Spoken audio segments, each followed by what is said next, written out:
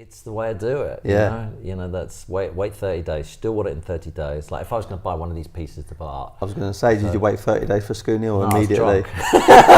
Seriously. On social media, looking at it. I was drunk, and it's one of my best purchases ever.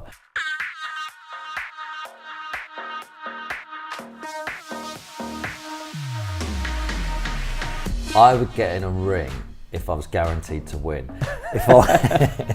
If I wasn't, I'm not sure I want Well, to maybe go you can in. fight Chris then, because you'll be able to beat him up. And we're obsessed with figures, and we're obsessed with this game about winning. It's not about winning, because if you've got two people watching this and go, oh, I love that, I learned something, or a million listen to it and go, God, that's a pretty shallow piece of shit. You know, I'd rather be doing it to the two who actually got something out of it. Yeah. Right, we're here at Woodbury House over in Soho. I've got Mimboso, the wellness company, with us, so thank you again for your support. I've got a gentleman next to me that I don't feel I need to introduce. You probably recognise him. If you're anything like me and my family, I always have Sunday brunch on. Tim, thank you. Thank you for coming on my podcast. As I mentioned to you earlier, we have a wellness company called Mimboso, and we're starting a wellness community. We're just going through our first round of fundraising, which is really, really exciting. So I like to interview anyone's got a story to do with success, some challenges, their background, that kind of thing. And because I've got to meet you, I've met you before via Scooney the artist, I thought it was only right that I'll reach out to you and try and get you on the podcast, so thank you for your time. I didn't know you were getting funding. I didn't know I was getting paid. Yeah. just let me know your bank details. Yeah, all right. So obviously I want to talk to you about the TV stuff, but before I talk about today, what was it like going through school? Where did you start, your background and things? Just a normal bloke at school, really. I didn't really like it that much. Thought the lessons were boring. Loved football. Just played a lot of football, and actually we played a lot of basketball at my school. Right. It was kind of the 80s, and basketball just sort of, for some bizarre reason, come to Britain. It seems to come and never work, and then come back again, you know. But anyway, we were playing a lot of basketball, a lot of football, and then I left school as soon as I could, really, and went to 16? college. Yeah, and then went to college, and then it didn't really work out. So yeah, normal sort of student. I'm a bit older, so in those days, not everyone was clamouring to get to university. It was not that many people did. People in a college and polytechnics and things like that. So yeah, it was a bit different in those days. Cool. So how did you sort of find yourself on TV? Because I was listening to your podcast earlier, and I think you said you've been on TV now for like 22, 23 years. Yeah. Well, I've been working in TV for maybe nearly 25, but been on actual TV for probably 22, 23. Though, what happened was I ended up, just because I didn't have much of an education, I suppose when I was at school, I was thought of as one of those kids who wasn't smart. So you go through life thinking you're not that smart. And then I ended up working in clothes shops. I ended up then doing that typical sort of 90s thing of going, or late 80s, 90s, whatever it was, going, I'm going to make money out of finance. So I ended up becoming a mortgage broker and stuff. And I just hated it all. Yeah. I liked the clothes shop, by the way. I enjoyed that, but there was no money in it. And I was like, God, this isn't a career for me. So I then had to make a decision what to do. And I thought, okay, well, I can talk, and when I get myself on telly. So then I just tried really hard to get myself on TV, and I did. Woo. That was it. It's like it must be a little bit. I mean, my background is sales. I have a sales company now. I've been in sales since I was about 19 years of age. Before then, I was a plumber, but that's another story. And sales, the old sort of training is you've got to knock on loads of doors, get loads of no's before you get that yes, and that one yes can turn into something great. Is it like that, trying to get on TV? It's interesting because I tried sales in finance and I hated it. I hated every minute of it, and I'm not a good salesperson. I know that there's that program on White Gold. I quite like that with James Buckley. Have you seen it? I haven't. It's like a sitcom. It's quite funny because that was the age where I sort of grew up, where people were like, I'm brilliant at selling. Oh yeah, give me something, I'll sell. Yeah, we're gonna make most money. So we all went into it, but I was crap. I didn't want to sell. I didn't like it. However, I don't think I was good at selling myself, but I was persistent. I did stuff which was, I look back now and I think is embarrassing, but you had to go the extra yard that everybody else was going to go. So I just used to make loads of show reels of myself. Back in those days, you had to carry a camera. You had to hire a man with a camera. There wasn't a smartphone. And you had to hire a sound guy. And then you couldn't edit it on your Mac. You had to go and hire some edit facilities and get someone to do it. So it was an expensive business. And I used to work at night in bars or stuff, and I used to work for free in TV as well and get enough money to do a show reel, and then I used to make campaigns about myself and send it round to all the producers in TV. When I actually started working in TV, people used to come up and laugh at me and go, "Hey, you're the guy who used to send all the stuff out all the time." Though you had to be persistent, but there is that bit of luck that I think everybody needs, and it was the boom time of TV, so the channels were expanding. There was, Channel 4 had come along, Channel 5 was happening. I think it was the Mirror Group had live TV, which was happening. Sky had come along. Cable had decided to appear and disappear, I suppose. And right. So there was lots of boom time in the industry, and they had to fill up the channels. So right place, right time, really. Yeah, I got I wouldn't say he's a friend. He's someone that he was a bit older than me. Went to the same school as me. I went to a school called Langley Park for boys over in Kent. I don't know if you know it. Going back to a point you actually said earlier, my school didn't play football, which is really weird. They only played hockey and rugby. Wow. And it was because the owner, or let's say the headmaster, he frowned upon football and he thought that rugby was a more gentleman's sport, so I was forced to play that. But anyway, I'm digressing again. This guy... Do you think you'd have been a contender then if you'd played football? Well, do you know what? I always wanted to do some kind of sport as a profession. I was never that good, but I always wanted in my heart to do it. So whether that would be football or boxing I do today. I'm not quite as good as a professional, but I would...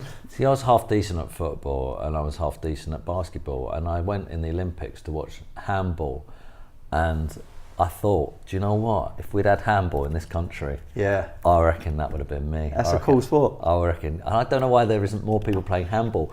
In Scandinavia, it's huge. Yeah. It looks such an exciting game to play. Yeah. Like lobbing the ball around and running, and because they get airtime and they hold for the last minute, and then I loved it. And you got to be super fit. Yeah, it's just a great, it shuttles up and down. Yeah. Up and down. It's kind of a mixture of basketball and football. Anyway, go on, your mate. So he's a few years older than me. He really wanted to get into finance and into banking, and he was getting turned down. One job after the other said nope. And he found out, well, someone said to him, it's not what you know, it's who you know. They said, have a different approach with one of the banks. So write to them, have a completely different message to the narrative that you've been going down. So he wrote to one bank and said, look, I would be prepared to work for the bank for free for a year or two just to get work experience. And if you think I'm valuable at that point, please hire me. Literally after that one message, a bank phoned him up and said, you can come and work for us, and now he's doing really well. So going back to the point with you... How's he doing really well? You're talking financially or mentally? Because I think it's a tough job just trying to make money. I think financially he's doing well. I think he was kind of always had the personality of being in that sector.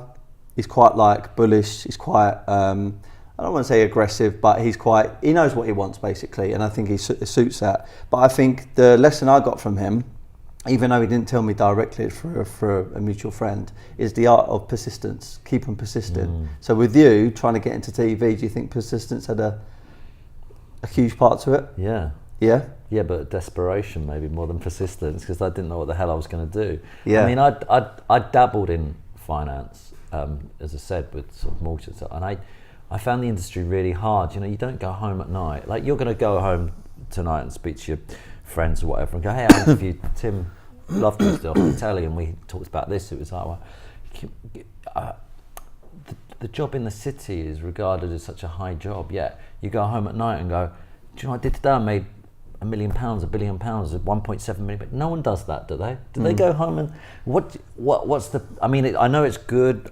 fun, and I'm sure they enjoy it, but it's kind of got to have a purpose. And when I was working in finance, when I was working in a clothes shop, it was all right. You'd come in and I'd go, this will look good on you, and you'd go away feeling confident I'd sold you something. When you're working in finance, it's like I didn't know really what I was doing. I didn't kind of get it. And I'm now working in TV. So as I say, it's more desperation that I got Yeah. there. It's like, shit, I've got to do something. I can't do this. I can't just talk about money all day. Yeah. So Tough job talking about money all day. Yeah, I think again you need to have the personality for it. It's a bit like boxing. People can do boxing just to keep fit, but when it comes down to fighting, I think you need to have that real characteristic to be a fighter. True, and I think any sort of job you go into, you've got to have that personality almost for it, because otherwise it's just not going to work out. I would get in a ring if I was guaranteed to win. If I wasn't, I'm not sure I want to go in. Maybe you can fight Chris then, because you'll be able to beat him up. His arms are a bit too big for my liking. So what was your first job in TV? Well, I did. I mean, so I mucked about doing a lot of work experience. But if I was to say my proper first job was, I got a gig being. I did a few weeks on MTV, doing MTV at the movies. A guy'd see my showrun, so come in and do it. I think it's. And how old was you then? Exciting. I don't know. I never know timelines of things. It's all a bit of a blur. Early 20s, something. Okay. And then in my mid 20s, I ended up getting a job in. Early-ish 20s, and mid 20s I sort of ended up getting a job on Planet 24, who made the Big Breakfast. So I ended up as a researcher there, and that was kind of my real proper first job, where I walked in and I went, oh shit, can I swear on this? Of course you can. Oh fuck yeah. Oh shit, I've blagged it all the way through, and now I've got a job and I don't know what I'm doing. But there is nothing to know in television or anything creative. All it is ideas. Yeah. And it needs to be reinvented all the time. So it didn't take long before I started thinking, okay, I know what I'm doing. I think this will be a good idea of that. And so I ended up there for a couple of years, and went from researcher to producer in 2 years, which is pretty much unheard of. And it's not because I'm majorly talented, it's because, as I said before, I am though majorly talented, but it's because of the explosion of the TV industry. People just getting dragged left, right and centre. So there's this thing called live TV which happened. I've talked about it earlier, and it was a big thing in my life because it was just the most bizarre television that anyone had ever made. It was like topless darts, and I don't know, they would do all sorts of strange, bizarre things they would do. A bunny would read the news or something, a news bunny or something, I don't know, I can't remember. But all the people were dragged out of companies like Planet 24 and offered big money to go and work in this place. Left a lot of holes, which people like me, they'd be like, Tim, you know what you're doing? Right, you're in there, you're suddenly an assistant producer. And I'm like, am I? Okay, that's great. And then suddenly it's like, Christ, we lost someone else. You're a producer. And it's like, fine. And I just took it. And because I'm confident, as in I'm not stressed by these sort of situations. And that's the big thing with these going back to your boxing analogy, there's no point in going into a ring if you're stressed, like I would be. But in TV, there was a lot of people who fell away because they were stressed. It's like, oh, live TV, I don't know. Whereas I was like, I don't care. It's like, it's TV. It's not that important. Yeah. I done an episode about actually boxing, about why most people should get into it, even if you're just going to do the fitness and even a bit of sparring, because for that very point, it calms your nerves. Because once you start to learn how to control yourself in a boxing environment, I do honestly feel you can transfer that into different parts of your life. Business, being put on the spot, family. All my friends have got into jiu-jitsu now. They're all obsessed with it. Like literally daily they're going to do jiu-jitsu. They've all started getting cauliflower ears, which they love, because it means it's the new thing. It means they're working out. I actually saw something stupid actually on the internet. There was a guy getting his ear slammed with 2 cups to try and pop his ear to make him look like he was a fighter. It was ridiculous. That's what the world's come to these days. But they're all obsessive about jiu-jitsu. Do you think that's a similar thing to boxing? I can't say from like experience that it's very, very like similar in regards to like controlling your emotions. But obviously it's going to be very, very good and handy for life itself. I just think in boxing, when someone's attacking you and it's on top, there's loads of punches coming, it's very intense. I think if you control your nerve in that scenario, I think everything else in life just falls away almost. Okay. I think it's really good for business. But you've got to get hit in the head to do that. But it's learning how to move away from them punches, even by an inch, or even block it and defend and come back with something. And if you think about it, it's like a metaphor, analogy for life. You have recessions, so that's when someone's coming at you. and then you have when things are blooming and when things are flourishing, and that's when you're pushing forward. It's a bit like this Brexit talk where everyone speaks about. It's almost like someone's attacking their country and you've got to weather the storm, but it's going to be over at some point, and then we're going to come out of it. That's how I look at it. What does it feel like to be hit? Do you know what? It's not that painful. I had a podcast interview with a guy called Ahara Davis. Don't know if you know him. He's a pro boxer last week. It comes out in about a week's time. And I asked him the same question. I said, when a big pro boxer hits you full pelt, what's it like? And he said, you don't really feel it. You just go quite warm, but your brain is jarred and you're... All right, is that because of adrenaline flow? Probably.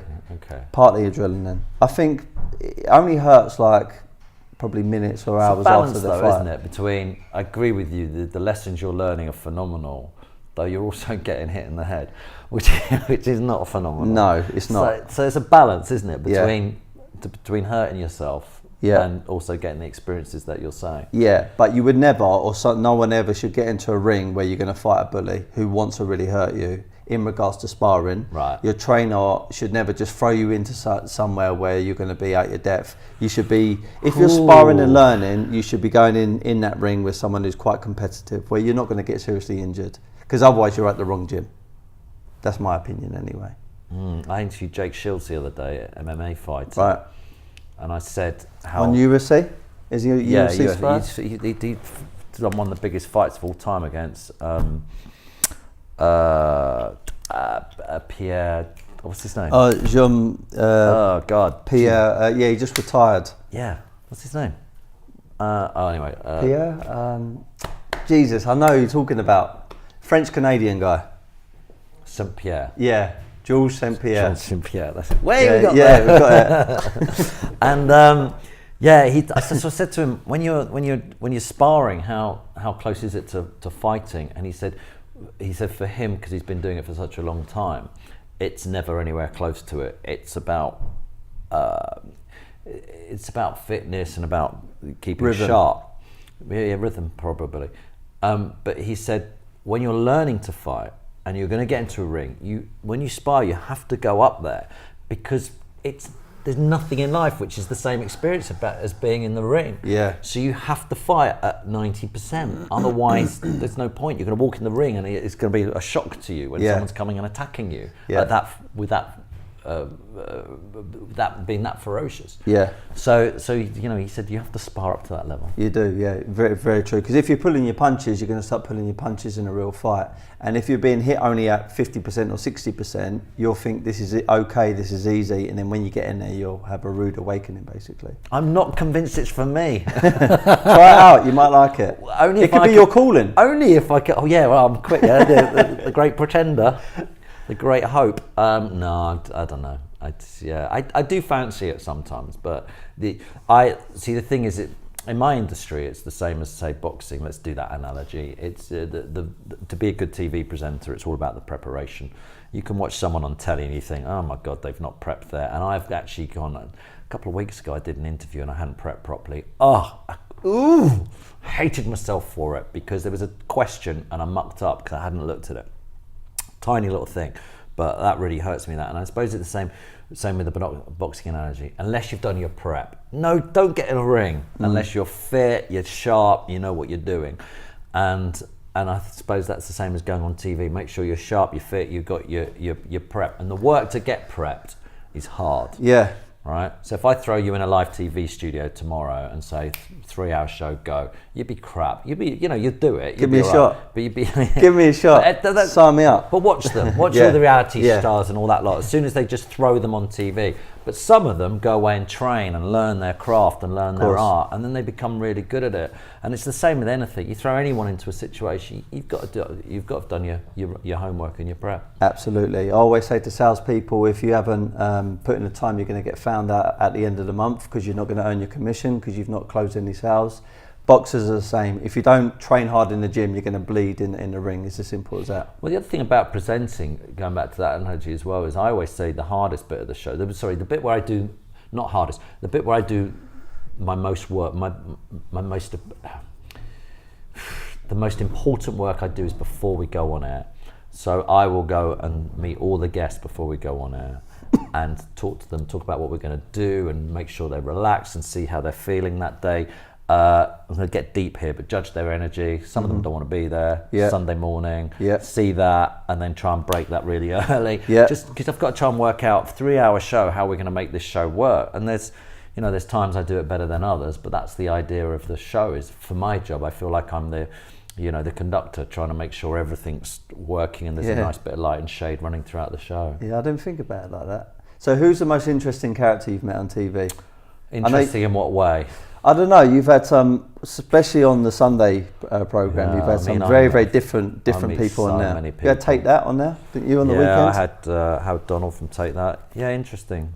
Yeah, he's interesting because they became so huge. But what I like about talking to him was, and I spoke to him a bit about this in the ad breaks as well, is Take That took a long time to make it.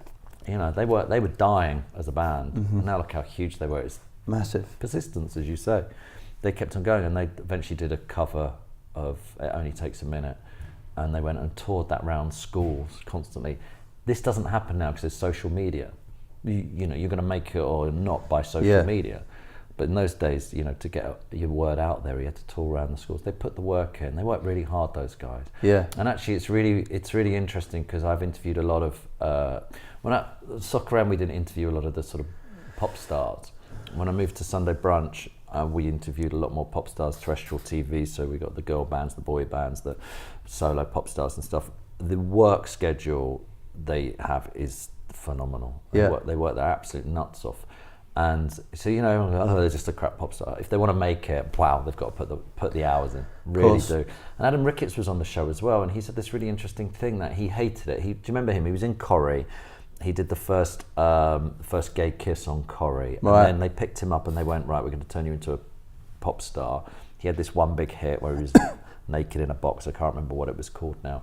And he had an album, signed a 6-album deal and all that, and he hated it and wanted to get out because he said his life was controlled, because there's always someone there when it comes to pop who's going dictating to them, right, you need to be here for that interview, you need to be there for that interview, you need to do this, do that, because they've got to do the hours, because there's competition, there's pop stars everywhere and boy bands everywhere and all that sort of stuff, and girl bands, they have to do whereas if you're in a band, you can actually just be more relaxed, because it's just, depends what you want to do. If you want to become a huge, great big star, then you probably have to do the same routine. But if you just want to be a Nirvana or something, you can. I'm sure they worked hard, but you can just go, right, let's just not do anything today. Because we can. You touched on something which I was going to speak about later on, but social media.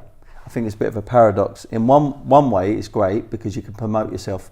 Being a music person, boy band, or maybe a footballer, boxer, anyone, you can start to promote yourself. But then there's the other side of it, which can lead to depression, anxiety, to keeping up with the Joneses, so to speak. What's your view on social media? Much more negative side to it than positives. Do your children have it? Because I'm considering now whether, obviously I'm never going to deny my own son of doing what he wants to do, but the real education behind it, really understand what social media is all about.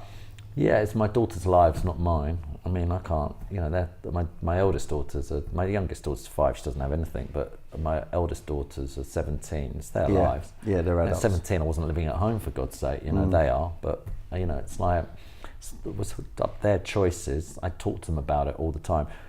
Personally, I have a real problem with social media because I need to use it to promote my podcasts, to have feedback from my podcast, to promote my TV shows and anything else that I'm doing, and I like to get the feedback as well. However, I have a really bad addiction to it. So if anyone listens to my podcast, they'll understand this because I talk about it all the time.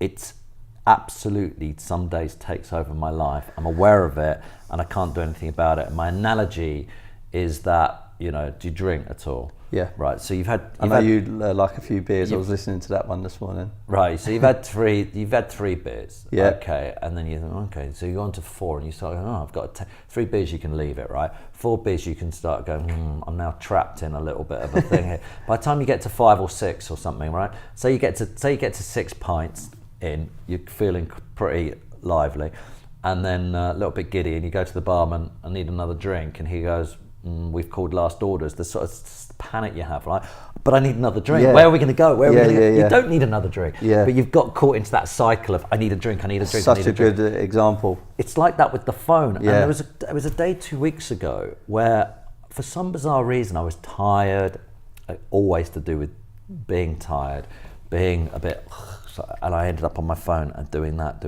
And I could not wait to get to bed so I could stop checking Instagram, Twitter, news, feedback, all over the place. I'm just going, and and I can feel myself doing it, and I still can't put the thing down. I grayscale my phone a lot as well. I turn it black and white, because if there's no colours on it, no flashing lights and pretty colours, then I don't look at it as much. I mean, it's a real problem for me, but I admit it's a problem. And I watched a documentary on these guys, and they were influencers, and they took their phones away from them, and they were just going, I don't know what to do, I don't know what to do, I don't know what to do. Anxious. And I met an influencer the other day who did an interview with, and she asked me to do an interview, and I said, yeah, I wanted to find out about her. I kind of like doing things like this, I like finding out about people.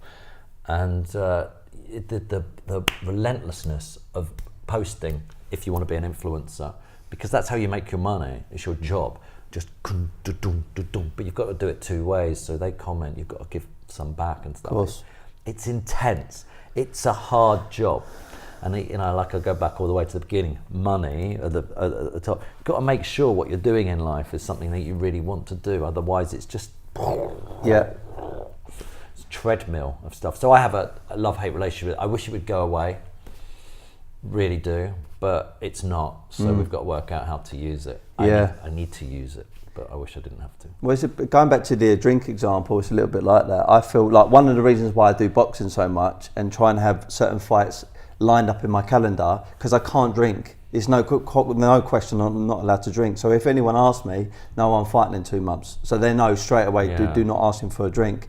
And with social media, I try and have certain key points in the day where I have to use it in order to promote myself or the businesses I'm affiliated to, and then step away. But sometimes I get dragged into it, and then before I know it, I'm doing what you're doing. Like, it's like just. But I'm bad. But you watch some of the celebrities on it who get dragged into political debate or any of those things which are happening at the moment. And then the media picks it up and pulls it out.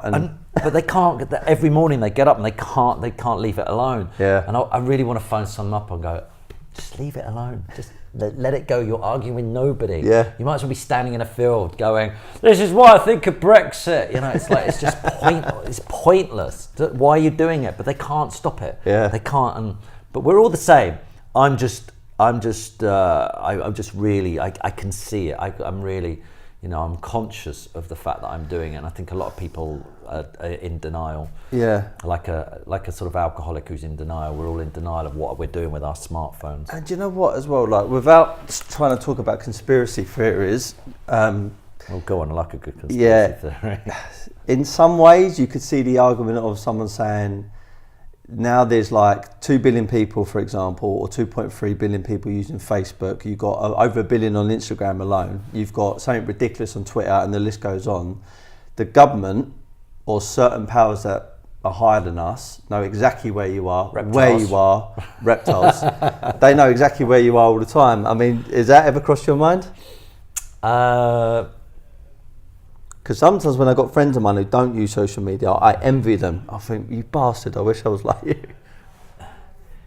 Yeah, what's the purpose of knowing where everyone is all the time? How are they using that? I don't know, whether it's to sell to you, products, or whether they're definitely selling products to you non-stop all the way through social media. But just learn more and more about you. Definitely doing that. But I'm okay with that because I believe in less is more. So I'm quite a minimalist. So I don't want to buy anything. And if I ever want to buy something and it's big, I always wait 30 days and see if I still want to buy it. It's a good lesson. It's the way I do it. Yeah. That's wait 30 days. Still want it in 30 days. Like if I was going to buy one of these pieces of art. I was going to say, did you wait 30 days for Scooney or immediately? Seriously. On social media, looking at it. I was drunk, and it's one of my best purchases ever. Yeah. Because I was a charity do, and it came up in an auction. and I eventually, it's a long story, but I eventually ended up getting it. And A, I've got a friend now in Scooney because I like him. He's a great guy, Top guy, talented and all that. And B, it's just such a beautiful thing to have in my house. It's one of these guys, but it's soldier. Yeah, but it's a one-off because it's in where the Wild Things Are Max outfit with a big furry tail and all that sort of stuff. So I just fell in love with it because it's a long story to do with my kids and everything, and I've got him in a glass box now, and literally everyone, I do my podcast from my kitchen, you have to walk past him and everyone stops and goes, wow, what's that? And the difference in reactions is like, that creeps me out, it's scary, I don't like it, because it's so lifelike, it's painted, so it literally looks like a boy in a boy in a glass box. Yeah. And then other people are like, I love that. And it's an interesting sort of piece of art to own, because most art is pictures, or pictures, paintings, things like that, and then to actually have a thing, a sculpture is phenomenal, because you don't think about buying that if you think about buying art, do you? Never. So it's unusual. Yeah, definitely. So you probably do because you're here, but I mean, for most people, we don't think about buying it. It's always a piece of art because of what it is, a boy holding a grenade and the pin out. It always sparks conversation. And like you said, some people really love it and understand the meaning, and other people, they have a different meaning and they think it's quite on the borderline of whether it should be allowed or not. Yeah. But that's how we got to know each other, because you helped us with the documentary for Woodbury House and the Scooney stuff, and I think his market's going up and up and up. He's doing more stuff in Dubai now as well, which is great. So over the last few years, his market and the drive he's got has just been going up and up and up and up. It's really, really good to see. Art's fascinating, isn't it? Because you buy like, say that whole thing to make was £100 in materials, and then you've got to add the thousands on top of it. Yeah. For the idea. Yeah. It's such a strange concept. Yeah. That that's even less. It's a bit of paint on canvas. Yeah. Probably cost the artist £20. Yeah. Back in the day, mad. Exactly. So it's interesting how art works. It's all on the perception of what it is and its value. Yeah. Tough to value things, isn't it? It's supply and demand, I suppose. So do you invest? I mean, obviously you've collected art, but do you invest into other things like property, stocks and shares? No. I just try and simplify absolutely everything in my life, and so I've just my accountant and my bank manager laughed. I said, how can I make it more simple? I just want everything as simple as possible. And I always used to beat myself up about that, but when I went through some mental health problems, I started reading quite a bit of stuff, quite like Buddhism, which I'm quite drawn to, though. I didn't bother going to it in that. I'm not a Buddhist. I'm not, didn't go into it in too much detail. But one of the things I liked is the non-attachment. So say you invest in property or art or anything, you're going to attach yourself to that. Every attachment brings itself some anxiety, potentially some stress. Definitely. Everything. So it doesn't matter what you buy or own, you've got to make a real decision about everything, because it has an actual effect on you. Yeah. Guys sound really deep here, but it's kind of true. So you go and buy a like I bought an it winds me up so much. I bought an Audi Q8 because of all the kids and everything. One of those great big cars. Sorry, Q8, Q7. What the hell is Q7. that? Q7. Sorry, yeah. What did I say Q8 for? Yeah. Q7, and it's I'm not a massive car fan, as you could just tell then, but I bought it because, and so I said to the guy in the shop when I bought it, I said, look, what's the most friendly for the environment? Diesel, he said.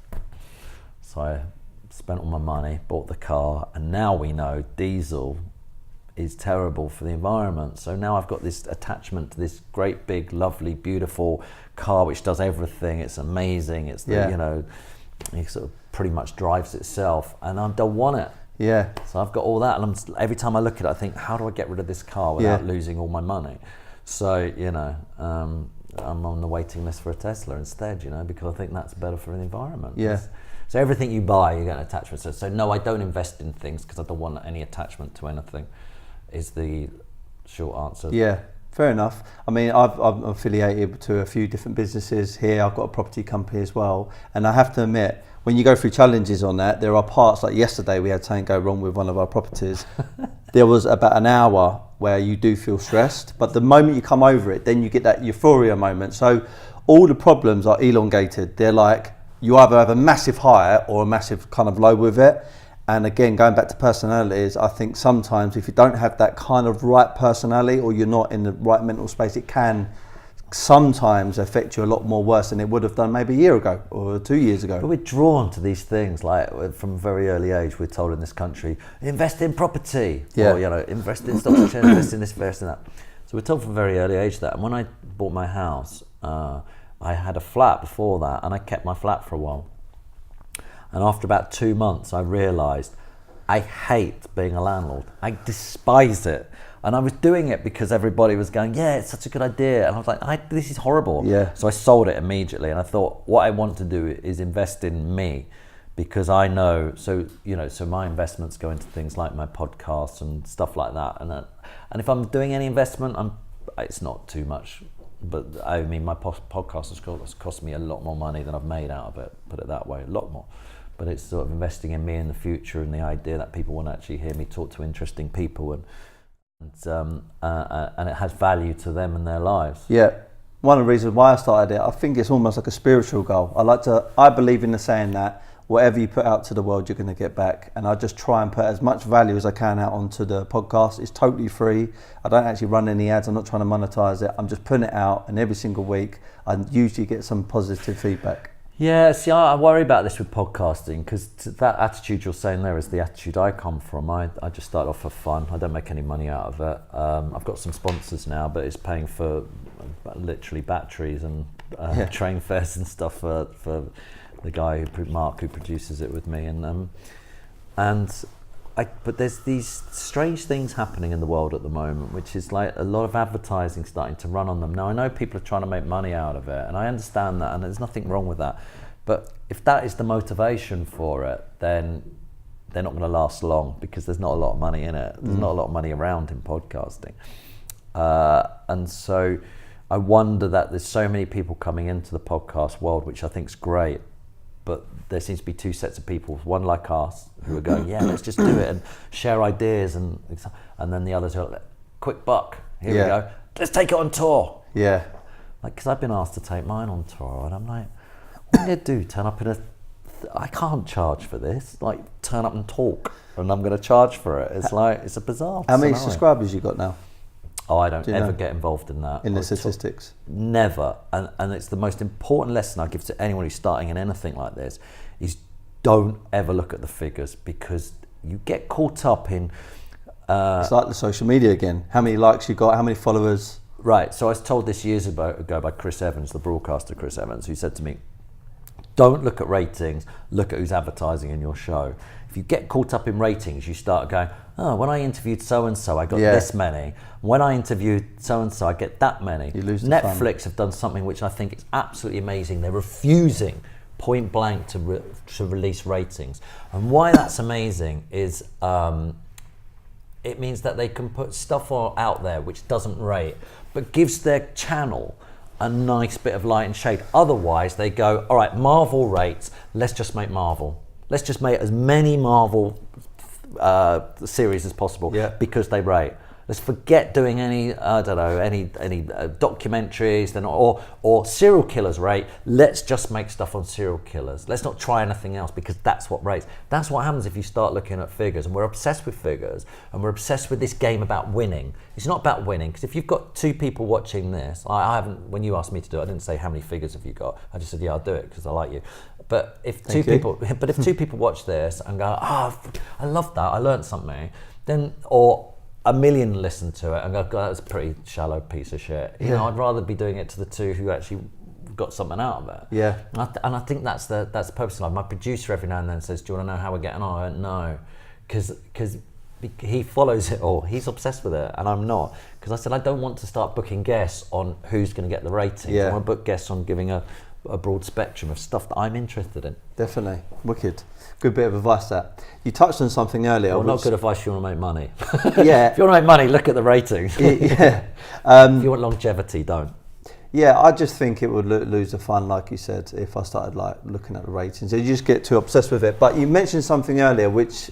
But also what you end up doing, sorry to interrupt you there, also you start looking for exclusives, because you started looking for me saying, I want to kill the Queen. Tim Lovejoy says he wants to kill the Queen. Yeah. And then you go, there's the headline. And then go poof, and then you stitch me up. You stitch up your thing, because you're desperate to get people in. Whereas this is just a nice conversation, which is about just nothing really and everything. Where people go, I quite like that. It's like two people just sitting around in a pub having a chat. Yeah. And that's what I think podcasting is about. It's the raw material. Yeah. And so if you want ratings, look for headlines, and headlines can the world's not black and white. So if you look watching the news at the moment, this is really interesting. The news is completely black and white. So when you watch it, it's every bulletin has to be a soundbite, and it has to be extreme. Should she go? Should she be sacked? Should this happen? Brexit? Da da da da da. Whatever it is, it's like extreme. Get me clicks, get me ratings, because that's how it's financially rewarding to people. So it has.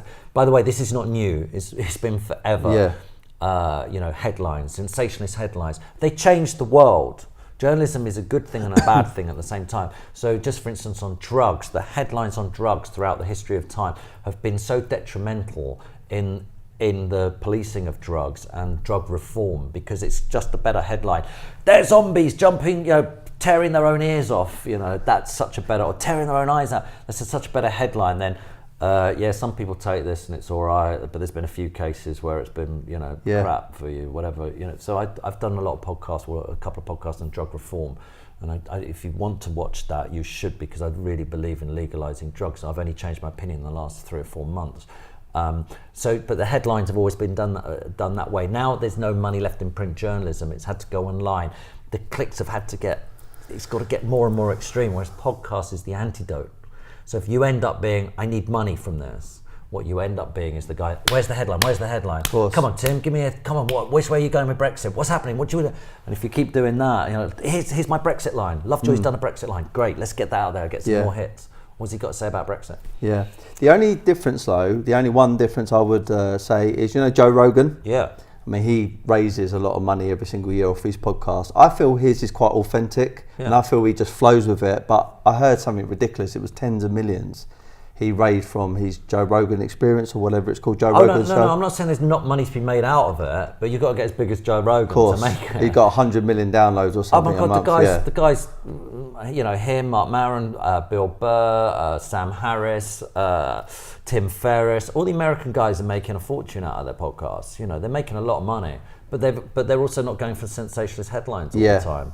And their culture in America, a lot more people are listening to podcasts. UK's catching up, but America has been there for some time. Yeah, because people are sick of these knee-jerk soundbite news, the fake news, as they always say over there. Like Roseanne Barr, what happened to her? She gave her first interview to Joe Rogan, right? Because she was like, well, I'm going to talk for 3 bloody hours. You're going to get the full range of what I feel about what I said.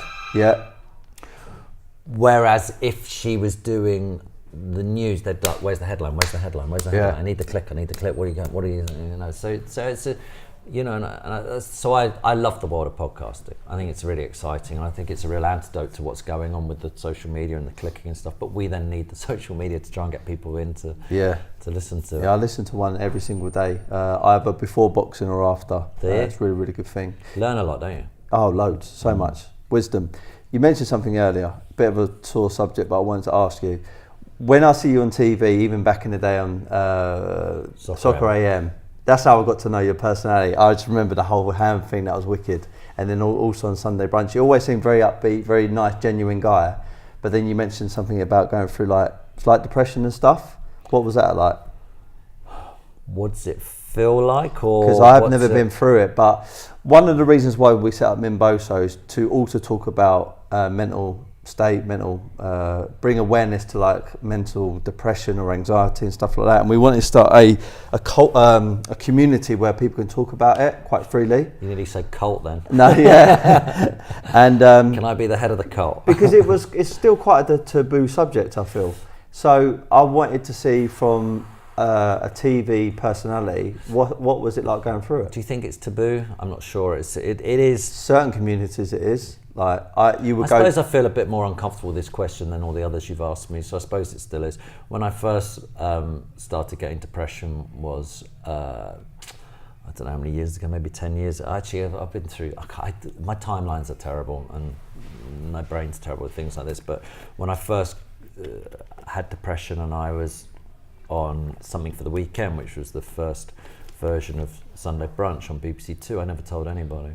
I kept it all to myself. I was worried if I told people, they'd go, oh, let's get rid of the guy with the depression problems. Now, I'd be comfortable to tell people if I go through a period of it. It hurts, that's what it does, if anyone's experienced it. It's hard now because as humans we're very good at moving on from things. So you have a terrible breakup with somebody, it hurts like hell, and then 10 years later you go, oh, Jesus Christ, and that happens with depression as well. So, you don't keep remembering how dark it was, but I do remember it physically hurt as well as mentally hurt. I laid in bed a lot. I used to get up to do my show on a Sunday. I'd really struggle with watching the TV, listening to music, human interaction. Really bad days for me were when it was sunny, because I felt like I should be enjoying my life. When it rained and miserable and cloudy, it used to bring me a tiny bit of joy, bizarrely, because I thought it's okay for me to feel the way I did that day. It was everything was very dark, and there felt like there was no light at the end of the tunnel. However, as time went on, and what I started to do was I went and got therapy. There's some bad therapy out there and there's some good therapy. If things aren't working for you, always change your therapist. But I did a lot of reading, and I did a lot of working out why I was feeling the way I did, and scientifically as well as the sort of holistic stuff as well. And then there's suddenly, as you're coming out of depression, there's suddenly little, like you're looking at the sun through trees, it suddenly starts going through, and you can just grab onto one of those and goes, okay, right, there's a reason to still to be you, to be alive here, and to enjoy life a bit, and then slowly there's more and more, and you come out of it, and then you go back into it again, and then you come out, and then you come back in, and then you learn why it is, and then you have to change your life. And my theory on it at the moment is, which changes often, and I'm not an expert on this, and I know there's millions of different types of depression, from clinical depression, which I don't really know enough about. I've never taken. I took the drugs for a tiny period of time, hated it because I didn't feel like me, and thought, well, this is pointless. I'm just numbing myself out of this. What's the point in this? And the way I feel now is that when I have depression, it's because there's something wrong in my life. So I've decided that it's the way of and I've read up on this, so I'm not alone on this way of thinking, is that it's a way of me telling me it's not working. What I'm doing is not working. So that's why I started reading stuff like the Buddhism and stuff like that. And so you start attaching yourself to something. So I attach myself to going out every Friday night to a nightclub and listening to dance music. Such a stupid example, because I've never really done that. But say you attach yourself to that, but it's not working for you anymore. Say you've attached yourself to going home and away with a football club. There you go. Every week, and you're not enjoying it anymore, but you can't switch it off because it's what you're about. Say you attach yourself to boxing, but you're turning up every day for training, you don't want to be there, you don't want to go in a ring anymore, but it's what you are, it's who you are. Yeah. It defines you, but you don't like it anymore. You can start slipping. So you see it happens a lot in sport. It does. Because they're defined by who they are, and everyone goes, you're the footballer. Frank Bruno was a good example of that. All the footballers, all the rugby players, and then they retire and everyone goes, sorry, did you used to play? It's like some other kids come along and taking it.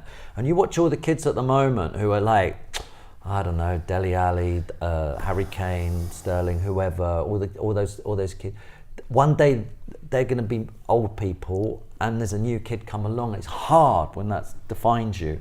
So you know, I don't know if I'm talking crap here or not, but basically the way I feel that my depression manifests itself was that life wasn't right for me anymore, and I had to change a lot of things. I interviewed a lady called Emily Warburton Adams. She goes by the name of English Em on social media. It came out 2 days ago on my podcast. She also went through big mental health issues, had anorexia and stuff like that. And then she said it defined her because she then turned her attention to her company, what she's got now, which is called PO, which is a superfood basically company, nutritional company. And she said that nutrition has a direct influence over your wellness, your state, basically your mental state. So she used what she went through, that controversial moment in her life, to actually develop this company. Do you think that is quite sound advice, like try and focus on developing something off the back end of it? Which is where I've sort of bizarrely talked to. You were going to edit this, or does it get edited? Or does it if you want it to be, but I normally keep it all raw. Okay, because you'll see as I've gone through, I've sort of said things like about money and stuff like that. That's finding a purpose in life, I think, is important. So if your only purpose is to make money, then I think that's why I said I think it could be quite a hard job. It's going to be short-lived, yeah. Well, not that, but maybe mentally, you're like, what am I doing? Yeah. It's like so. The podcast for me is definitely a way that I get purpose. I interview such interesting people constantly. Yeah. And so you know, it's a fascination for me. But I think people can latch on to. Shall I say this? Go on. I think there's so many different things that you can do to try and help your mental health that people find one aspect and latch onto it. Yeah. So for instance, exercise is fantastic for your mental health, for being sane and being healthy and not feeling low. However, because I knew that, I exercised myself into a back operation, bad knee, bad overtrain. You abuse it. Because I know it's a way out. Well, it's almost like the drinking, or even some people turn to drugs. Yeah. Because you take one, you think, oh, I feel good now, let's bang 10 or whatever you're taking down, and before you know it, you're going backwards. So I think a lot of people are doing this. We've become sort of very fanatical because I think a lot, I think it's very normal to have mental health issues now in our society. I think we've created this, we've broken down all our communities, we're all a bit lost. We're all sort of flailing around like individuals trying to be better than each other. I interviewed a guy called Will Storr, all about the self-esteem movement, how we're all told that we're brilliant and we're fantastic and we're different and we're exciting. Turns out we're all the same as each other. We're not. There's no one particularly that much better than other people, but in our society we keep going, Harry Kane's better than you, or whoever it is, Kim Kardashian. Kim Kardashian, she's better than you. Look at all the money she earns for taking pictures of herself. Look at the and so we're always made to feel crap about ourselves and all those things. But you've got this world of people who like diet.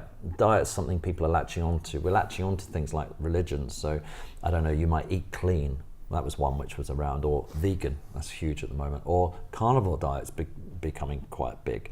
Just red meat. It's like one of those things that people are doing, and there's so gluten-free, something like that. Or the yoga, right? Yoga helps once, so I'll do it every day, 10 times a day. Meditation. I can now meditate for 2 hours a day rather than 10 minutes. It's like we're all flailing around. I feel like going, well, and it's work in progress for me, and I think it's work in progress for most people. But they'll find their one thing and then go.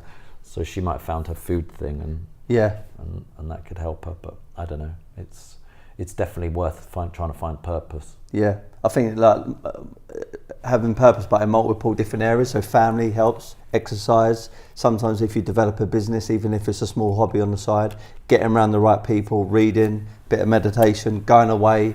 I think if you tick all these boxes, it really gives you an all-round. They say, I always say this, and it always disappoints you when I tell people this because I've not yet achieved it, but you need 3 hobbies in life. You need one to make money, because if you're making money out of your hobby, then it's pretty good. You need one for fitness, and you need one to be creative. If you get your 3 hobbies in order, you're pretty good, you're pretty set up for life. I've sadly not got the creative one. I've got the one to make money, which is my TV, because I do enjoy doing that. I love it. I love going on TV and you know, just interviewing people and all that sort of stuff. I've got my fitness, which I spend. Actually, that's been because of the injuries. That's been quite tough. But I do a lot of fitness, a lot of running. I used to do a lot of running, swimming, stuff like that. You do your boxing, and then it's the creative one. So I've tried to play the guitar. Crap, rubbish. Sat there playing the guitar. Started learning some tunes, and I thought, now what I need to do is sing. Yeah. And I'm like, I don't want to sing. I have literally no interest. And what am I going to do? Like bring my guitar here and sit and have a sing with you? I mean, it's maybe. It's like, maybe I could be your backup singer. So I had Colin Salmon on my podcast the other day. You said you'd listen to it. Yeah. And he brings his trumpet with him. It's a pocket trumpet. God, that guy's talented. Not only is he smart, he's an actor, and you know, he's just brilliant. But he brings his pocket trumpet, gets it out, and then at the end he says, "Do you want some more?" And I went, "Yeah." So he starts playing it, and then sings, and then goes back and playing it. And I'm looking at him thinking, geez, that's brilliant, isn't it? Like you can just have the ability. And I said to him, "Who wrote that song?" He goes, "It's me. It's my song." I was like, nice. That's amazing. That's really good. Isn't him and his wife in a band together? They do steel bands. Yeah. But he's captain of Carnival Float and everything. He's a great man. He's a great man. That guy. I like him. Comes across like him really a lot. well. But you've got to find something which makes you creative as well. And but wouldn't you say doing the podcasting is a bit creative? I know you're on TV anyway, but for me, I'm not. So I regard this as my creative kind of side of me. Okay, that's good. But you've got your other business as well, I suppose. But this is sort of similar to my business, my financial one as well. So I think creatively I need to, maybe I should get some paints out or something. But no, creatively. Get Scooney over and teach you how to mould something. Creatively I need to, I always think that's the bit. It's the bit where you think, what should I do now? I can't wait because I've got to go and do my guitar playing or something. But I'm crap musically, and so I don't know. I've never found that creative thing ever. Need to find it. Well, it's definitely out there. I'm pretty sure if you look for it, you'll definitely find it. So you've done Sock AM, Sunday Brunch. You've obviously got your own podcast, which is called Dear Lovejoy. Dear Lovejoy. What's next for you? YouTube. Okay. It's going to be called Dear Lovejoy. I don't know. YouTube. We're working on it. And you're going to film your podcast? They're already filmed. They're already all on YouTube. But I'm going to work more on the channel. Yeah, YouTube's fascinating me. I like it. It's. Please subscribe to my channel. Look up Tim Lovejoy on YouTube and then subscribe. I didn't even know you had a YouTube channel. Yeah, well, there's not a lot of people subscribe to at the moment because all I'm doing is putting the podcasts on there, which people do watch some of them on there. But I want to create content. I'm just working with some people to work out what sort of content. I've got an idea. I'll come back and tell you about it sometime. But it's still idea work in progress. So until I actually nailed it down. But I'm fascinated by all sorts of. I like the future. I like change. I'm one of those strange people who loves things when they change. Okay. Whereas everybody else says, don't change the world. I like it as it is. It's good to embrace it. Well, I like it. It's just my personality that I want to embrace it. And I really enjoy TV, but it's changing dramatically. And I really enjoy podcasting, and I think YouTube's great. And I'm watching YouTube. I'm watching my kids watch a lot of stuff online, and I'm watching my friends now. They're watching more stuff, and there's YouTube on my smart TV. Mm-hmm. It's not going away. It's an interesting phenomenon. It's only 10 years oldish. That's all it is. It's quite new. And it's got to change from, hey, I'm going to do a prank. I'm in my bedroom. It's going to change. It has to change into other. It's going to evolve. It has to into different. I'm not saying that stuff's going to go away because I think people love it. But there's that. Have you ever looked at TikTok? No. So that's sort of seems to be a very quick version of those YouTube videos. Okay. So it's just sort of people doing dance routines or people going, I'm going to throw some stuff on your head. So it's prank. But it's quick. It's Okay. like dun dun dun dun dun. You can look at. I don't know how long their videos are. They're tiny, but you can basically look at it's moving it on a bit, and I think that's going to take it away from YouTube. But as I say, YouTube's not going anywhere. So YouTube, they used to say keep everything under. Oh, what was it when I was working on it? It was under 30 seconds at one stage. Then I think it's moved to a minute and a half. Now I think they're looking for long form, and I think advertisers as well are looking for long form entertainment. So a lot more documentaries are going on there and different things. So it's evolving and it's changing. So I'm excited by that at the moment. I don't know where it's going. I don't know what sort of content I'm doing on there, but I'm definitely trying to build this channel at the moment. But I've only got I think it's only 2,000 subscribers. It might not even be that many. So it's not, you know, you need to get yourself up to at least 50,000 subscribers before you're a player on there. So just seeing what's happening. Cool. So where would you see yourself in 10 years' time? Are you still going to be on TV, you reckon, or you haven't really thought that far ahead, or world leader? No. Run for government? Don't know. I think that's a bad idea to think 10 years in the future. I think the one thing I have learned through reading and everything else is that the most important conversation you've had in your life is the one we're having right now, because it's the one where you're actually living it. Of course. And I think if you know that famous thing, if you look into the future, you get anxiety. If you look in the past, you get depression. So just live in the future and live here and now. And I do think there's a lot to be said for that. Though it is quite nice to know that when you mentioned earlier, I noticed your eyes lit up when you said, if I've got a fight, you've got something to aim for and to look forward to. And I think that's a good thing to have in a way. Live for now, but it's nice to have something to look forward to, whether it's a holiday or something planned. You know, something, a party. If you've got something, if you're ever feeling low, try and plan something. So at least I've got one thing to look forward to. Well, it's purpose again, isn't it? Purpose, yeah. You know, when people have a holiday, like we're going away to Malta, and even my missus at the moment, she's like, right, I need to lose this amount of weight because I want to feel this good in this bikini. And it's a good thing, really, because she's trying to refine her diet a little bit more, train a little bit harder, so she can go away and enjoy herself. And I think if you've got multiple different things over the year, it should keep you a little bit more focused. Yeah. I think it's a good way of looking at it. Tough though because you've got a young baby, tough for her to, I mean, that mums suffer because of she's been doing really well. She's tiredness. And it's the and she's still breastfeeding as well, so it is tough. So I interviewed a guy called Mir Krieger, Dr. Mir Krieger, one of the leading sleep specialists in the world, and he said that sleep is sort of the most important thing you can do as a human. And it makes sense, really, because you're asleep for 8 hours a day. It's a pretty crap thing for a mammal to do, bearing in mind that at one stage we had predators who would come and eat us. Yeah. So, you know, that's a long period of time to be asleep, and we hit deep sleep as well. So clearly there's a reason for it, and it's because our brains are so active and our body needs healing. All the healing when you do training happens when you're asleep, so you need it. And he always said, put 8 hours in. The first thing you should do is put 8 hours in your day and then build around that, because it's more important than diet and more important than fitness. And a lot of people go, I can do with 6. He says adults need between 7 and 9 hours, and he's never met an adult yet who can survive on less. What happens is you get ill and you get dementia and all things like that if you don't sleep enough. But he said one of the big problems is for women. Guys have it easy because we can go to sleep. Not only do they have the menstrual cycle where their body heats up, you like to be cool when you sleep as a human, but your body heats up in certain periods of the menstrual cycle, but also once they've given birth to a child, their bodies are going through amazing things to try and heal themselves, or heal's not right, sorry, to get their body back to recover. To recover, that's good, that's the better expression.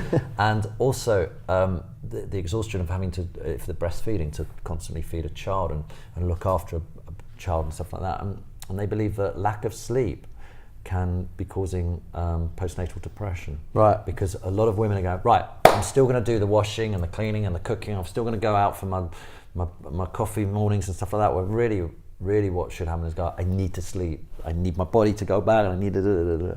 And as humans, we don't do it. So the conversation went on to our politicians. What we should be doing with politicians is saying, work 2 hours a day and sleep the rest, or relax, because we need you quality time for those 2 hours. But instead, all Western societies, you look at Barack Obama and over here Thatcher and Blair and everybody else, and Bush and Barack Obama and all that lot, they've all been known for not sleeping. Yeah. Ronald Reagan and Thatcher were famously. Yeah. And they both famously died of dementia, didn't they? I think they both had dementia and stuff like that. So it's like we got it the wrong way around. You look at all that lot at Brexit at the moment. I don't know when this is going out, but we're right in the middle of Brexit at the moment. Yeah. They look knackered. They are. They're on TV. They can't survive. Everyone should go, right, we're taking 3 or 4 days out here. You're going to go home and sleep and just stop going on TV and just have a rest and come back and, It's very, very, very true. Let's say for the people that want to become business people, entrepreneurs, they're reading a lot of books and stuff. And I looked into Michelle Mone. Don't know if you know her. Yeah. And is it Richard Reed? Who started Innocence movie.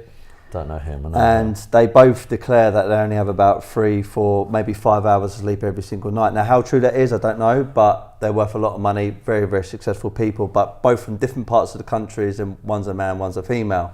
So then you start looking at it as an entrepreneur thinking, do you know what? I need less sleep. So this goes back down to the social media stuff. You're pulled into a story, and now you think you need to live your life like that. Well, if you read, this is great, this, because of the contradiction. If you read Tim Ferriss's book, Tools of Titans, he's done 2 of that, but he interviews lots of entrepreneurs and lots of very successful people. One of the big things they say is don't be busy. If you're busy, you're not successful. Busy people are not successful. Busy people are the ones who haven't made it. The ones who have made it are the ones who are just coming. Like Tim Ferriss takes. Is it Tim Ferriss? Yeah, Tim Ferriss, who's very successful. I think he takes maybe at least a couple of weeks off every 2 or 3 months just to think. I mean, that's just great. But that's a clever guy. He goes, right, I need thinking time now. So important. Yeah, I think sleep and I think relaxing and stuff is so. That's an interesting thing that we get caught up in that cycle of are we am I working hard enough? I definitely am in that where I feel guilty if I'm not doing enough work. So the culture in gyms now is you heard of the expression beast mode. Everyone's saying beast mode, and what that means is obviously give everything you got, which is actually quite good advice if you're doing it in short bursts. But then people now take that into their life, and what they're doing is they're depriving themselves of eating at the right times, resting at the right times, sleeping, and then that's when they fall into injuries, or they become sick, they become a little bit depressed or feel anxiety because they're going too much into beast mode. And again, it goes back down to this whole education or the tellings of these so-called experts on social media saying, you need to be beast mode all the time, and it's sometimes far from reality, I think. I've interviewed a load of Olympians, and what about the skier? That was a wicked podcast episode. She's blind in one eye and 95% blind in the other eye, is that right? Yeah. Incredible, and she's a skier. Menna Fitzpatrick. She's MBE. 70 miles an hour down a mountain. That is insane. Yeah. But I've interviewed a lot of, what was the last Olympics? What year are we now? So it would have been 2012, 2016, wasn't it? Yeah. Things are moving on so rapidly that when I interviewed them all on Sunday Brunch, one of my questions which I enjoyed doing is how much rest time do you have? And majority of their day is rest time, because they've sort of worked out now that it was like, keep exercising, now you overtrain, it's terrible for you. So they monitor them, they put monitors on them, and they're not allowed to leave the house. They've just got to sit there, they've got to rest. They don't want to exhaust their bodies, because when they train for the period of time, say 2 hours a day and 1 hour in the afternoon, 2 hours in the morning, 1 hour, and all the rest of the time they're sleeping. Some of the NBA players are sleeping for something like 10 to 14 hours a night and stuff, because they're having sleeps all the time. There was a footballer recently, who was that, who said that he liked sleeping, and it's like they're deciding that rest is really important for you. It turns out it is. So it's interesting that the whole concept of not having sleep now. But we still think, if you have too much sleep, you're lazy. We've got to get rid of that thought process. This is it. But I learned it with my daughters, my teenage daughters, but I read about it. They started going through a lot of sleeping, and they wanted to sleep for 10, 12 hours a day. But their bodies were changing. They were going from a caterpillar to a butterfly. They were growing up. They were becoming adults. It's tough, and especially on women, because their whole anatomy changes. So it's and they start their menstrual cycles and everything else. They need the sleep. So I sort of let them lie in all the time. That's what you said about when people affiliate, if you're resting, taking some downtime, you're being lazy. And I think some of the younger generation are kind of in that mindset. Myself being let's say a boxer, I've had a few 14 fights. I understand that if you don't have rest, you're definitely going to get injured, Really? and you're definitely you're gonna become fatigued. Tyson Fury actually was speaking about Joe Rogan. One of the best interviews you've ever heard in your life. I swear, if you've not listened to it, you need to listen to it. I've listened to that one. So when he said to Joe Rogan, he said, "I'd rather be undertrained than overtrained." And the reason being is because when you're fatigued because you've overtrained, he said you can't think. At least when you're undertrained, you're a little bit worn out, but then you recover and you can come again. And then you have a short spurt and then you need to recover again. But when you're fatigued because of overtraining, you can't. You're just completely ruined. So I feel that getting the right rest time in is imperative. Very, very, very important. You being a TV personality, would you regard yourself as like someone that, well, you're clearly famous. I don't know if you regard yourself as that, but as you're walking in, even in here, someone stopped you and said, "I love your podcast." What is it kind of like to be recognised in the street? Is it something that annoys you sometimes, or it's great, or what is it? In London, you don't get too much, but generally it's nice things people say to you. It's horrible if mixed with alcohol. Right. It's just always horrible. As in the person If the is person's- intoxicated. If the person's had a few drinks, because they come and say such dumb things to you, like, "I don't know who you are, but everyone else says you're on TV." It's like, oh, that's so why cringy. why are you talking to me then? It's like, so you just got to try and be nice to everyone. And then if they're drunk, a lot of people tell you what they think of you. Never particularly nasty, but they tell you where you've gone wrong in your career and stuff. It's so surreal. And then sometimes you get that thing where they just repeat the same thing over and over again, and you feel so obliged just to Entertain them almost. Yeah, but the thing about fame is it gives you the keys to the world. It's quite a strange thing to have. With that, the fact that people will tell you. I mean, social media is quite hard when you're on TV, because you're told constantly that you're ugly, you're old, you're crap, you're stupid. Any mistake I make, oh my God, Jesus, it's picked up on. I'm told that I'm offensive constantly because I'll say something which someone thinks is offensive. It's just non-stop, and it's frustrating.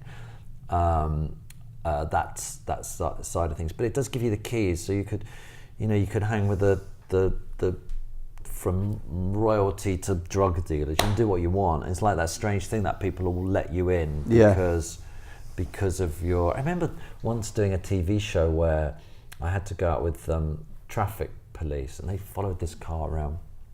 They ended up in an estate, and they pulled the car over, and the kids, they were young, got out, and the police had to go up to them, and then suddenly this gang of people started arriving. All the people, it was a hot day, all the people started coming out of their houses, and there was like this very animosity towards the police going on, and I was going, oh Christ, this is getting a bit leery here. And the police were going, "Can we have backup please?" Because more and more coming out, and they were, even though they didn't know who these people were in the car, they were like, they didn't like the police, and it was like one of those things, and all these people had come out, and then one of them went, "It's the bloke off Soccer I Am."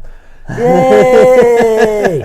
They forgot about the police, they forgot about that, and they go, "Yay!" like that, and they were coming along, and then they had a football. They're like, "You come play football with us," and stuff like that. And it was amazing how it just changed, because for some reason it has some sort of value, and I don't know what value it is, because I'm no different to anybody else, but sometimes it's perceived that way, which is weird. But I've interviewed some big people. I've interviewed David Beckham.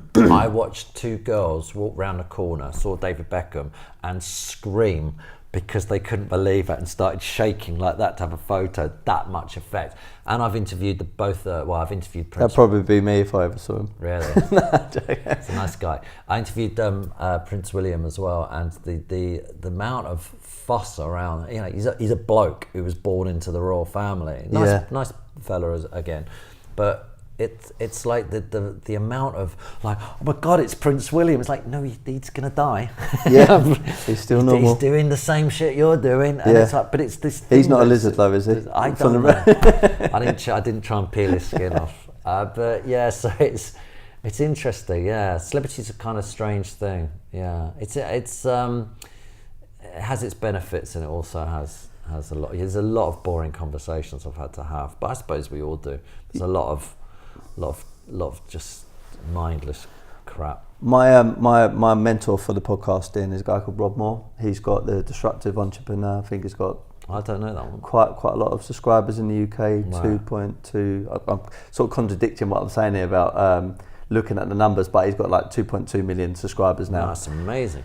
He said to me, I went to one of his events once, and I'd never considered doing podcasting, YouTube, or anything like that. And he said that the benefit of getting an audience to look at you and listen to you is that they get to know you without meeting you, and therefore you have different options when you're in their presence. So what he means by that is, I was trying to scale up my property company, and I said, how do you get investors? He said, start a podcast.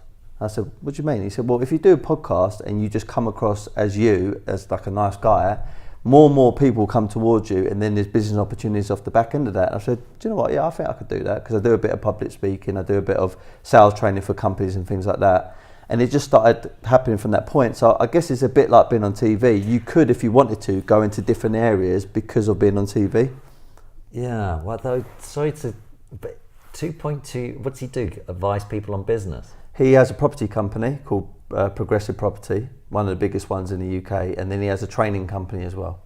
But that's 2.2 million people going, how do I make money? How do I make money? How do I make money? That's what they're tuning in for, right? Well, he interviews people. About how I make money? Not necessarily. He's interviewed all kinds of different people, from business people, but to athletes, to TV personalities. So what we should do really is you sit here and go, right, what is actually gonna get the viewers, right? If I can teach them how to make money, that's, what's that guy, moneymarket.com? Didn't he sell his business for £1 gazillion or something? Because it's like, how do you save money? How do you make money? How do you make money? Because it's such a prevalent thing in our lives. We love it so much. It's so important for us. Yeah. Or sex. You should do it with your shirt off, really. Yeah, I'll do that on my next episode. When's your next fight? Hopefully May. So when you're cut up for it, when you've been dragging with the gum shield in, when you've been dragging the tyres around, your next podcast you'll be sitting with your shirt off, and then then you'll attract more females into it. So sex, what else sells? That's how we should really be thinking. What he was just health. Yeah, definitely. How to stay alive. Yeah. Tune into my podcast. You can win £1 million. I'll be naked and I'll teach you how to stay alive. Mate, I think that's some very, very sound advice. But he was just saying to me, just be yourself, and because people get to know you on your podcast, they'll eventually have the encouragement to come and meet you, text you, or whatever. Do you know what? That's a really interesting thing, because when I started doing, I'm good friends with Pixie Woo, YouTube makeup artist, and she's fantastic. She's just such a brilliant person to be around. One of the great human beings. And she started listening to my podcast when I first started, and she went, it's not you, is it? And I went, why? And she goes, well, it's just kind of things like you really don't, you never swear, yet you do swear a bit in real life, like I swore at the beginning of this podcast and stuff. I'm not really a swearing Mary type of person, but I do swear. And then she said there's some bits of it, she goes, if you're doing YouTube and podcasting and stuff, people want to meet you. They want to see you and meet you. So it's really good advice, that. So if you try, and when I started my podcast, I started by trying to be a presenter. I'm going to present this podcast because, I've got a skill. I've got to interview someone in 6 minutes, 8 minutes, and I've got to get out the information. I've got to present, and I've got to listen to what's going on in my ear and maneuver it all around. When you're doing a podcast, it's literally just a chat. So I've got to turn it all off and go, right, I'm just going to talk now. I'm going to talk and listen and interact, and that's what we're doing now. So it's a different skill set, but I think that's really true. People are tuning in because they want to see you with your shirt off. No, they want to see you, they want to see your personality. So that's it. That's what they're going to buy into. He always uses the term visibility is credibility. So if you want to become credible, be visible to an audience and get them to get to know you and like you, and therefore opportunities can come off the back end of it. Whether that is to do with business or whether that's just to have a new friend or a bigger network, it doesn't really matter. But if you're putting a message out there, people get to get to know you. Right. Which I think is quite important. I'll listen to him. I'll see what that's. Rob Moore. Rob Moore. What's a good podcast to listen to? Oh, he's interviewed so many people. Really? All business people? No, it's all from all different things. He's interviewed Frank Bruno. He spoke about mental health with him. Who else has he interviewed? He's interviewed Sir Hunter, who was the Scottish business person. Forgot his first name. He's interviewed, who else has he interviewed? Oh, the best one is Eddie Hearn's dad, Barry Hearn. You know who he is, don't you? Have you ever met him, interviewed him? I've never interviewed him. I think I've met him. He's an incredible guy. Is he? Really got some very wise words. Really is good. Yeah, that podcast for about just over an hour, but I got a lot of value out of that. Really, really good. Tim, thank you for coming down here today. I know you're a busy man. I always leave my podcast with this little catchphrase saying, which is "Be happy, never content." And the reason why I say that to my audience is because I think being happy, you can't always be happy, but generally speaking, you can. It's like, you know, like a more of a mental state. Like, try and be happy most of the time, but never content means for me about having these goals in the future, something to look forward to, as we mentioned before. If I were to say, what's your own interpretation of "be happy, never content"? What would you say that is? What my catchphrase to life is? Be happy, never content. If I said that to you, what is your interpretation of that? I'm not sure I agree with it. Yeah, okay, that's fine. Be happy, never content. Can't explain what it means. If you're happy, so be happy. Be happy. Be happy, never content. I know it sounds quite conflicting. So be happy, but make sure that you're always striving for something else. So happiness for me isn't like someone said to me once, "I'm going to move to Australia," literally. Right? I said, "Why?" It was someone I went to school with. I went, "Why? Why are you suddenly going to Australia?" Because I'm not happy. I hate the fucking country. It's going down the pan. Australia's got it right. I went, all right. He ended up back here a few years ago, right? Right. And I learned quite a few valuable lessons from that point, and also other people I've met, which is they believe happiness is somewhere else. I feel that you can be happy, not all the time, but generally speaking, a lot of the time. But never content means have goals, have plans where you can look forward to different occasions. So that means never content, which is like looking at to raising the game, like going up another level, like fitness or boxing. I don't want to stay at one level. I want to go to another level, then another level. Business, another level. With my family, I want to get to another level. I don't want to have one kid. I want to have a few. So do you know what I mean by that? Yeah, but then life's a fight. It is. It is. I suppose the one thing is this: there is no finishing line in life. So every day you get up, there is a for want of a better word, sort of using where you're coming from there's a battle to be had every day. There's a challenge, and so there's never a finish line. There's never. People always envisage that day where you're going to lie on the beach and go, yay! That doesn't happen. So there's never, every day you get up and you have to live, and I think that's the important aspect of life. The hardest lesson to learn in life is that you're responsible for your own life. And it's a very hard lesson to learn, and some people never learn that lesson, that stop blaming everyone else. Being a victim, yeah. Well, yeah, or even if you're in a relationship, stop expecting that person to make your life better. Make your life great, because you're responsible for your life. You're responsible for what goes in your mouth. You're responsible for what you see. I'm a big believer in self-censorship at the moment. Oh my God, I'm really working on this idea. Explain what you mean by that. I work on a lot of ideas, and the idea is that we want to we get excitement. When we look at our phones, we get real buzz and excitement out of refreshing. There's another thing, But we're also doing that with our media, especially entertainment. So we're doing the Ted Bundy diaries, the Madeleine McCann something or other, or we're putting on the news and watching some horrific thing happening down here, or there's I don't go onto Facebook, but there's a Facebook video of animals being mistreated or something, and it's like, Jesus, we're being force-fed this stuff into our brains constantly. We're feeling empathy. You know, if we've got a barrel of empathy, we must be on the bottom rung of it constantly. It's exhausting for us just to constantly be put through these emotions, and I think we need a rest from it all.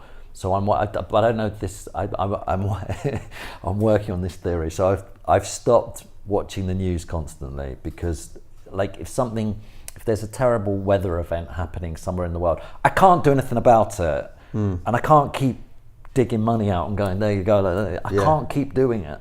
So I'd rather just go, okay, I can't deal with that at the moment, so I don't want to suck it all in. So self-censorship, I think, is underrated, putting yourself through this misery constantly of trying to sort out everything in the world. So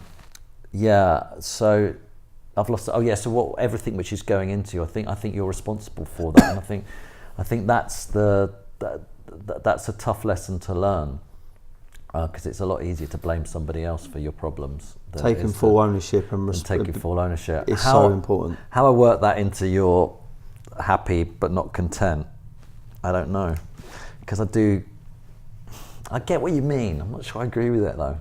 That's is that a problem? No, I like controversial conversations sometimes, and when someone doesn't agree, it's great. I'm rethinking everything all the time. I go from 1 minute going like it's just nice to do nothing and just be and just in the moment, to the next minute I'm listening to David Goggins. Yes. So the next minute I'm listening to David Goggins, who goes, "It's a fight, get out there, do it, push yourself," which is what you're sort of saying, push yourself. And I'm going, that's what we got to do, we got to push ourselves. And then so you got Goggins there, and you've got sort of, I don't know, the Dalai Lama there, and it's like, where am I on this scale of things? So every week I'm rethinking everything about life, and I thoroughly enjoy it. I don't have the solutions. I've got all the problems, but none of the solutions. Well, it's just about having that balance, isn't it? Sometimes you need to be pushing yourself, and then other times you need to be more in the moment, be with your family, and just completely relax and chill out, basically, I think. Yeah, I think that the big thing to do is wake up every day and question, I'm going to swear again here, question the shit about everything and go, have I got this right? Whatever it is this right? And as I say, I've completely changed my mind on drug reform. I've completely changed my mind on death, on what we should be doing with that. I've changed my mind on so many different things, and I think, don't get stuck in your way. Every day wake up and go, are we doing this right? Is this right? Is this the way we should be doing it? And question it, or don't. Just watch Netflix. Watch Netflix, guys. On that note, thank you, Tim. Pleasure. Absolute pleasure. Thank you very much. Nice one.